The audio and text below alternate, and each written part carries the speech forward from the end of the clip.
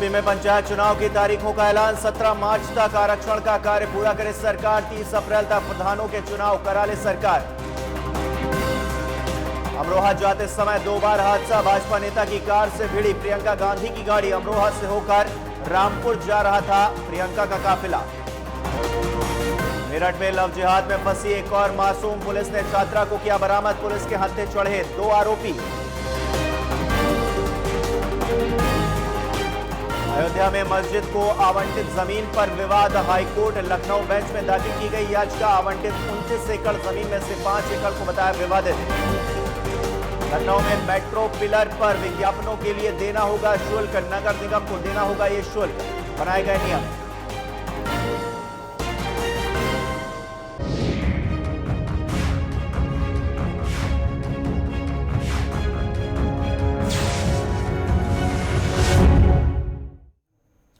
नमस्कार, UP live में आपका स्वागत है। मैं हूं आपके साथ हिमांशु मिश्रा। बुलेटिन की शुरुआत बड़ी खबर के साथ करेंगे। यूपी में पंचायत चुनाव की तारीखों का ऐलान हो गया है।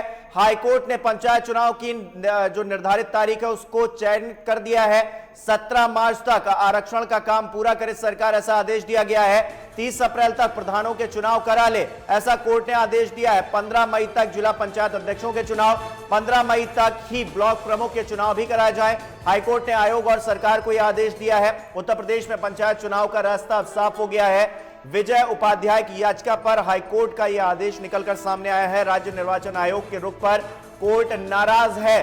तो यूपी में पंचायत चुनाव की तारीखों का ऐलान हो गया। 15 मई तक जिला पंचायत अध्यक्ष के चुनाव का आदेश दिया गया है कोर्ट की तरफ से। हाईकोर्ट में यह पूरा मामला चल रहा था। 15 मई तक ही ब्लॉक प्रमुख के चुनाव करवाए जाए, ऐसा आदेश हाईकोर्ट की तरफ से दिया गया है आयोग और सरकार को। तो इस वक्त की बड़ी खबर, जहां पर यूपी में पंचायत चुनाव की तारीखों का ऐलान कर दिया गया है। उत्तर प्रदेश में पंचायत चुनाव का रास्ता साफ हो गया है। विजय उपाध्याय, जिनकी याचिका पर हाईकोर्ट सुनवाई कर रहा था, और जय त्रिपाठी हमारे साथ जुड़ गए हैं फोन लाइन पर। जय, यूपी में पंचायत चुनाव की तारीखों का ऐलान। हाईकोर्ट ने पंचायत चुनाव की जो तारीख है उसका निर्णय किया है, क्या जानकारी? जी मानसू जी, बिल्कुल आपको बता दें कि जिस तरह इस समय लगातार पंचायत चुनाव को लेकर लगातार लोग तैयारियां करते हुए तो दिखाई पड़ रहे थे, लेकिन किसी प्रकार की कोई तिथि का ऐलान नहीं हुआ था, जिसके कारण लोगों में ये था कि आखिर ये चुनाव कब होगा। तो इसी को हाईकोर्ट द्वारा जो है तिथि को निर्धारित कर दिया गया है। आपको बता दें कि जो 17 मार्च तक आरक्षण का कार्य है उसको पूरा करके सरकार को देना। 30 अप्रैल तक प्रधानों का जो भी चुनाव है उसको पूरा करा लेना है। 15 मई तक आपको बता दें जिला पंचायत अध्यक्ष के चुनाव को भी पूरा कराना है। तो जिस तरीके से हाईकोर्ट ने के आयोग द्वारा सरकार को आदेश दिया गया है कि अब जो पंचायत चुनाव है इसको जल्द से जल्द इन्हीं तारीखों के बीच में करा लिया जाए, क्योंकि कहीं न कहीं जिस प्रकार से विजय उपाध्याय की याचिका पड़ी थी उसी पर यह आदेश हुआ है। तो अब जिस तरीके से आदेश है उस पर कहीं न कहीं सरकार को ध्यान देते हुए जो तिथियां ऐलान की गई हैं, जो निर्धारित की गई हैं, इसी के आधार पर आगे चुनाव कराना होगा। तो अब जिस तरीके से पंचायत चुनाव की लोग तैयारियां कर रहे थे हिमांशु जी, तो कहीं ना कहीं अब वो पूरी तरह से बिल्कुल जोर शोर से उतर कर पंचायत चुनाव की जो तिथियां हैं इन्हीं पर कहीं ना कहीं। निर्वाचन आयोग के रुख पर कोर्ट ने नाराजगी भी जताई है, क्या कहा है कोर्ट ने इस मामले को लेकर? जी बिल्कुल, कोर्ट का कहना था कि जिस तरीके से इस बार चुनाव हुआ तो कहीं ना कहीं चुनाव को लेकर बहुत ही लेट और बहुत देरी हो रही थी, क्योंकि हर बार चुनाव जल्द से जल्द हो जाता था, जनवरी में ही लगभग हो जाता था, लेकिन इस बार कहीं ना कहीं देर हो रही थी। इन्हीं बातों पर कहीं ना कहीं उन्होंने नाराजगी जताई है और उसी को लेकर उन्होंने ये तिथियां निर्धारित कर दी है और इन्हीं निर्धारित तिथियों के बीच में ही मानसू जी इस चुनाव को कराना है। तो जिस तरीके से ये निर्धारित तिथियां हैं इसी के बीच में चुनाव होता हुआ दिखाई पड़ेगा। तमाम जानकारी देने के लिए। तो राज्य निर्वाचन आयोग के रुख पर कोर्ट ने नाराजगी भले जताई है, लेकिन कोर्ट ने चुनाव की जो तारीखें हैं उनको लेकर ऐलान किया है। 17 मार्च तक आरक्षण पूरा करने का जो है फैसला लिया गया है और कहा गया है सरकार को और निर्वाचन आयोग को कि ये सारी चीजें दुरुस्त की जाए समय अवधि के अंदर। और इस बीच यूपी में लव जिहाद पर सख्त कानून के बावजूद भी लड़कियों का धर्मांतरण कराने की साजिश रुकने का नाम नहीं ले रही। ताजा मामला मेरठ के थाना नौचंदी इलाके से सामने आया है, जहां पर एक छात्रा को कोचिंग क्लास में पढ़ाने वाले युवक ने अपने प्रेम जाल में फंसा लिया और जामा मस्जिद में शादी करवाने का वादा करके दिल्ली बुला लिया, जिसके बाद परिजनों ने पुलिस से लव जिहाद के आरोपियों को गिरफ्तार करने की गुहार लगाई है। और मामले में जब हिंदू संगठनों ने थाने का घेराव किया तो पुलिस हरकत में आई और पुलिस ने लड़की को दिल्ली से बरामद कर लिया है। वहीं पुलिस ने इस मामले में 2 आरोपियों को भी गिरफ्तार किया है।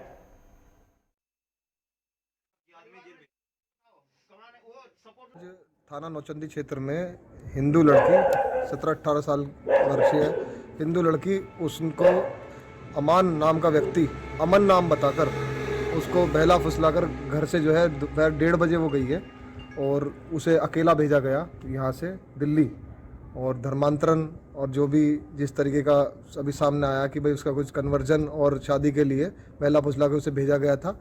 इसी बीच में लड़की का जो कॉल वो उसके लड़के अमान के जो उस पर आया कॉल, तो पिताजी ने जो है जाके उस मोबाइल उसका लिया तो उसमें उसकी कॉल आई हुई थी लड़की की। एक बच्ची इंटर में पढ़ती है, उसके परिजनों ने एक शिकायत की थी जिसमें लड़की को स्वयं लड़की दिल्ली चली गई थी, दिल्ली उसको बरामद किया गया। लड़की आ गई है, लड़की का विधिक रूप से उसे कार्रवाई की जा रही है, मुकदमा दर्ज किया जा रहा और मुकदमा दर्ज है और अभियुक्त को जेल भेजा जा रहा। जिहाद का कानून बनने के बावजूद भी लव जिहाद के मामले थमने का नाम नहीं ले रहे। ताजा मामला मेरठ का है, जहां पर एक 12वीं क्लास की छात्रा को अपने प्रेम जाल में फंसाया गया और फिर उसका धर्मांतरण करने की कोशिश की गई।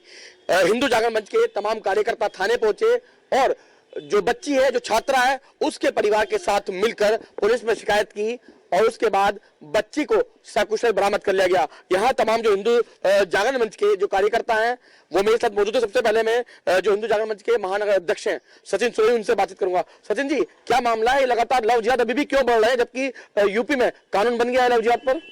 देखिए, ऐसा है, ये जो लव जिहाद का कानून आया उससे मामले रुके तो हैं। जब से 27 नवंबर के बाद से कानून आया है, तब ये लगभग 2-2.5 महीने हो गए हैं जब से हमने कोई लव जिहाद का कानून जो है केस मेरठ में तो सुना नहीं है।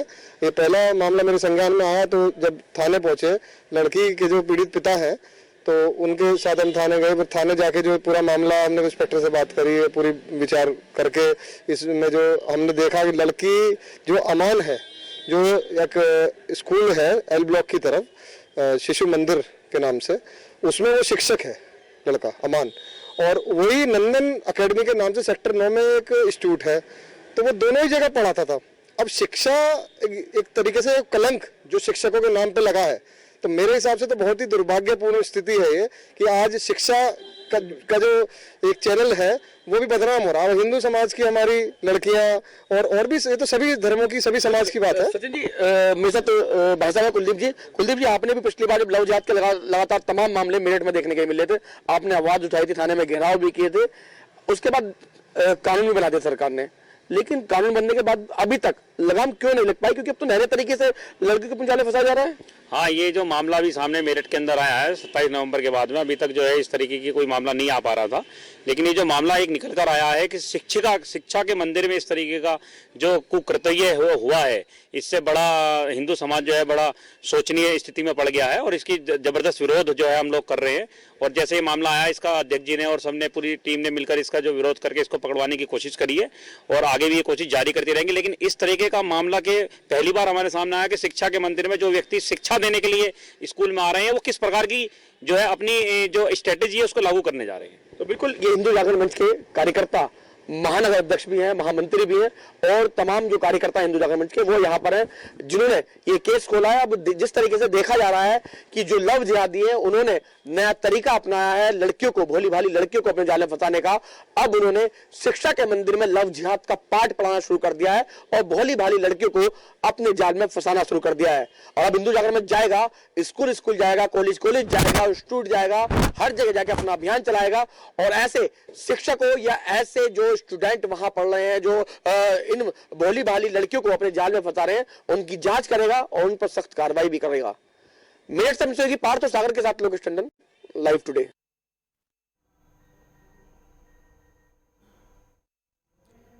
लोकेश टंडन हमारे साथ जुड़ गए हैं फोन लाइन पर। लोकेश, लव जिहाद का मामला सामने आया है, ऐसे में जो आरोपी हैं उनकी तरफ से उनका क्या कहना है? क्या उस बालिका को बुलाया गया और जबरन ये धर्मांतरण कराया जा रहा था, या फिर वो जो बच्ची थी वो खुद भी इस चीज के लिए तैयार थी? जी बिल्कुल हिमांशु, जब परिवार से बात की गई तो सारा मामला खुल के सामने आया। बताया जा रहा था कि ये लड़की 12वीं क्लास में पढ़ती थी और जो अमन है, अमन भी उसी के स्कूल में पढ़ता था और अमान उस स्कूल में शिक्षक था। तो अमन के जरिए अमान उस लड़की से मिला और लड़की से मिलने के बाद उसको अपने जाल में फंसाया और पहले उसको अपना हिंदू नाम बताया गया था, क्योंकि अमन उस शिक्षक का भाई था, इसीलिए उसको उस पर विश्वास हुआ कि वो शिक्षक भी हिंदू है। और उसके बाद दोनों भाइयों ने उस लड़की को जाल में फंसाया। अमन जो अमान था, बड़ा वाला भाई जो शिक्षक था, उसके पूरी तरीके से जाल में फंसाने के बाद, और ये जो पूरा तरीका था पूरी तैयारी के साथ था, क्योंकि दिसंबर में वो बच्ची 18 साल की हुई है और दिसंबर के बाद अब जाके फरवरी में उस बच्ची को घर से दिल्ली बुलाया गया था और ये कहा गया था कि जामा मस्जिद में लड़की का धर्म परिवर्तन किया जाएगा और उसकी शादी की जाएगी। लेकिन जैसे ही लड़की के पिता को पता लगा कि उनकी बेटी घर से चली गई है, तो लड़की के पिता अमान के घर पहुंचे और अमान से उसका मोबाइल छीना। तो लड़की ने बस में से अमान को किसी दूसरे व्यक्ति के नंबर से फोन किया, तब जाके लड़की की लोकेशन पुलिस ने ट्रेस की और लड़की को सकुशल बरामद कर लिया गया।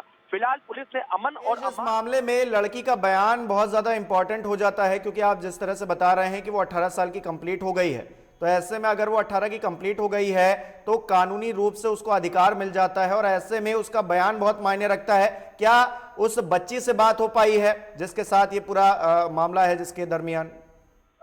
बिल्कुल हिमांशु, जो बच्ची है उस बच्ची को पुलिस ने मीडिया के सामने लाने से बिल्कुल मना कर दिया है। उसके बयान कोर्ट में हो चुके हैं, लेकिन जो पुलिस का भी कहना है या जो उसके परिजनों का भी कहना है वो यही कहना है कि लड़की को गुमराह किया जा रहा था, उसका धर्मांतरण किया जा रहा था शादी के नाम पर। क्योंकि अभी जो गाइडलाइन आई है, जो कानून बनाया गया, उसमें भी यही कहा गया कि शादी के नाम पर किसी का धर्मांतरण कराना, धर्म परिवर्तन कराना वो गैर कानूनी है। सवाल ये है कि धर्मांतरण करने के लिए उसे दिल्ली बुलाया गया था या फिर शादी करने के लिए दिल्ली बुलाया गया था? ऐसे में जांच पड़ताल चल रही होगी, जो भी अपडेट होगी वो हम आपसे लेते रहेंगे। बहुत बहुत शुक्रिया तमाम जानकारी देने के लिए। फिलहाल के लिए तो लव जिहाद का ये मामला है और ऐसे में अब इस पूरे मामले पर छानबीन जारी है। हालांकि 2 लोगों को इस पूरे मामले के मद्देनजर गिरफ्तार भी किया गया है। वक्त एक छोटे से ब्रेक का, फौरन हाजिर होता है।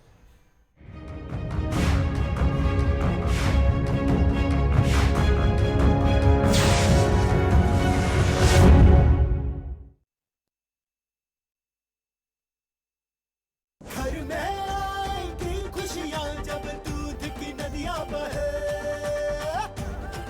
अपने पशुओं को दीजिए सेहत से भरपूर मिल्कोमोर पशु आहार। जब पशुओं को मिलेगा मिल्कोमोर पशु आहार तो दूध बहेगा, मुनाफा बढ़ेगा। मिल्कोमोर पशु आहार। अरे भैया, तुम्हें कब से क्या? लोग ऐसी गंभीर समस्या को हंसी मजाक में उड़ाते हैं। खास जड़ी बूटियों से बना पेट सफा आयुर्वेदिक चूर्ण आज ही ले आए। पेट सफा पहली रात से ही असर दिखाता है और इसकी आदत भी नहीं पड़ती। पेट सफा, हर रोग दफा। आपकी आवाज, आपकी ताकत, आपका अपना न्यूज चैनल लाइव टुडे अब उपलब्ध है ZEE5 पर।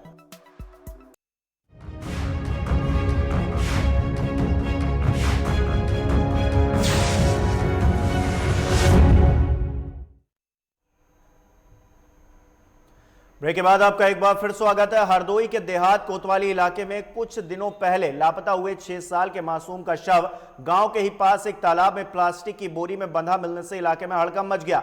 बता दें कि मासूम अपने घर के बाहर बैठा हुआ था और वहीं से वो अचानक गायब हो गया, जिसके बाद घर वालों ने गायब मासूम की तलाश करने के बाद पुलिस को सूचना दी और पुलिस ने मासूम की गुमशुदगी का मामला दर्ज करके तलाश शुरू की। जिसके बाद लोगों ने गांव के तालाब से खेतों की सिंचाई के लिए जब पानी निकाला और तालाब में पानी कम होने के बाद पूरे इलाके में दुर्गंध आने लगी, जो कि तालाब में पड़ी हुई एक बोरी से आ रही थी, जिसकी सूचना पुलिस को दी गई। तो जब पुलिस वहां पर पहुंची, तालाब में पड़ी हुई बोरी को बाहर निकलवाया गया तो उसमें मासूम बालिका का शव बोरी के अंदर बंधा हुआ पाया गया।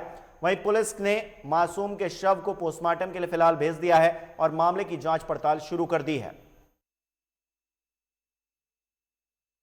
देखिए, थाना कोतवाली देहात क्षेत्र में गांव कोड़ा पड़ता है, जहां ये बच्चा 15 जनवरी को ये गायब था। इसकी गुमशुदगी लिखी गई थी। इसके बाद मुकदमा इसमें पंजीकृत होकर धारा तरमीम हुई है और आज इसकी डेड बॉडी बच्चे की यहाँ पीछे जो है छोटा सा एक तालाब बना हुआ है, इसमें ग्रामीणों द्वारा देखी गई है। जैसी सूचना मिली है तो मौके पर सभी ऑफिसर्स यहाँ मौजूद हैं और जो डेड बॉडी है उसको पोस्टमार्टम के लिए भेजा। और अरविंद हमारे साथ जुड़ गए इसी खबर पे। अरविंद, एक बोरी के अंदर बंद मासूम का शव मिला है एक तालाब से, क्या जानकारी मिल पा रही है? किसका है ये शब्द? क्या शिनाख्त तो हो पाई है अभी तक? जी, यह पूरा मामला हरदोई जनपद के कोतवाली देहात क्षेत्र के कौड़ा गांव का है। 20 दिन पहले ये बच्चा अचानक घर से बाहर खेलते खेलते गायब हो गया था और तब से परिजन भी परेशान थे। लगातार पुलिस पर भी इस बात को लेकर काफी दबाव था, इसकी बरामदगी नहीं हो पा रही थी। लेकिन गांव के किनारे एक तालाब बना हुआ है जिससे कल सिंचाई के लिए कुछ किसानों ने पानी निकाला, तो पानी जब कम हुआ तो वहां पे ये शव देखा गया बोरी में पड़ा हुआ, जिसकी सूचना पुलिस को दी गई। पुलिस मौके पहुंच के शव को कब्जे में लिया है और पूरी जांच की बात कर रही है कि पूरी जांच के बाद ही पूरे मामले को बताया जाएगा। तरह से शव पाया गया है वो कहीं ना कहीं हत्या की तरफ इशारा कर रहा है, क्योंकि अगर हादसा कोई हुआ होता, अगर कुएं में वो बच्चा गिरता तो बोरी में बंद नहीं पाया जाता। तो ऐसे में पुलिस अभी तक क्या जांच पड़ताल कर पाई है, क्या जानकारी पुलिस के पास? पुलिस अभी किसी नतीजे पर नहीं पहुंच पा रही। वहीं परिजनों की अगर बात माने इस पूरे मामले में, तो परिजन शुरुआती दौर में अपहरण की बात कह रहे थे और कहीं न कहीं अपहरण की घटना तो नहीं है, लेकिन अन्य घटना की ओर इशारा कर रहा है पूरा घटनाक्रम। बताया जा रहा है कि दुराचार जैसी घटना भी हो सकती है। वहां तभी जुबान जो है कुछ लोगों का स्थानीय स्तर पर यह कहना था कि इस तरह की घटना भी हो सकती है। हालांकि परिजन शुरुआती दौर में अपहरण की बात कह रहे थे, लेकिन पुलिस ने अपहरण की घटना को सिरे से नकार दिया है।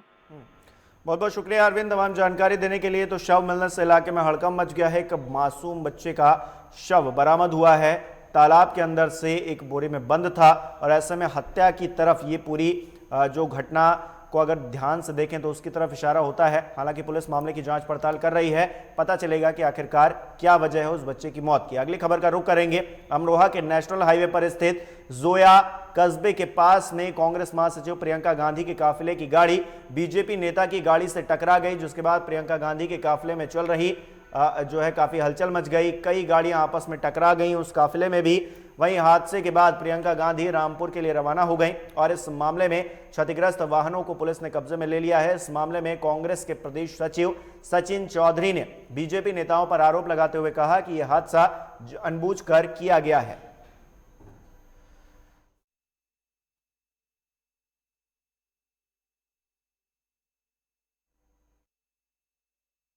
तस्वीरें आप देख पा रहे हैं किस तरह से प्रियंका गांधी का काफिला जा रहा था और बीजेपी नेता की गाड़ी से टक्कर हुई है और जो काफिला पूरा जा रहा था उसमें भी आपस में गाड़ियां भिड़ गई हैं। ऐसे में जांच पड़ताल की जा रही है। वहीं 2022 का विधानसभा चुनाव नजदीक आते ही पार्टियों की अंतर कलह सामने आनी शुरू हो गई है, जिससे कि भीषण ठंड में रायबरेली का राजनीतिक पारा और भी गर्म दिखाई दे रहा है। प्रदेश में इकलौते बचे कांग्रेस के गढ़ में कांग्रेसी ही उनकी लुटिया डुबोने से बाज नहीं आ रहे। इन सब को लेकर आज कुछ कांग्रेसियों ने प्रेस वार्ता कर कांग्रेसियों द्वारा भीतरघात का आरोप लगाया है और जिसके बाद अब अन्य राजनीतिक पार्टियां कांग्रेस को आड़े हाथों लेने से गुरेज नहीं कर रही। दरअसल रायबरेली में ही 66 कांग्रेसियों ने कांग्रेस की जेबी नीतियों से तंग आकर अपने अपने पदों से इस्तीफा दे दिया है, जिसके बाद अनुशासनहीनता को लेकर 66 में से 6 कांग्रेसियों को पार्टी हाईकमान ने निष्कासित कर दिया। इससे नाराज आज इस्तीफा देने वाले सभी पदाधिकारियों ने एक प्रेस कॉन्फ्रेंस की और कांग्रेस पार्टी पर जमकर निशाना साधा और कहा है कि अगर पार्टी में यही हाल रहा तो वह दिन दूर नहीं है जब रायबरेली की इकलौती सीट भी कांग्रेस के खाते से चली जाएगी।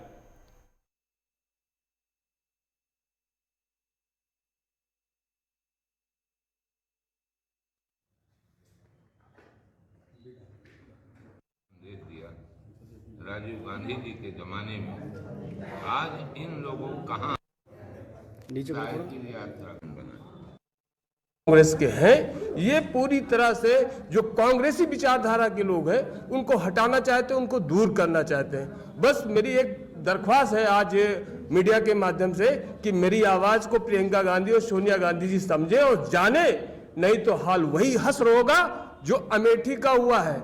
बस प्रेस कॉन्फ्रेंस का उद्देश्य यह है कि अभी नए संगठन में जो व्यवस्था किया उसमें पुराने कांग्रेसी राजीव गांधी जी के और इंदिरा जी के ज़माने के कांग्रेसियों को किनारे कर दिया गया। नए कांग्रेसी जो हमारे कांग्रेस के प्राथमिक सदस्य भी नहीं हैं, इनको ऊंचे ऊंचे पदों पर बैठा दिया गया।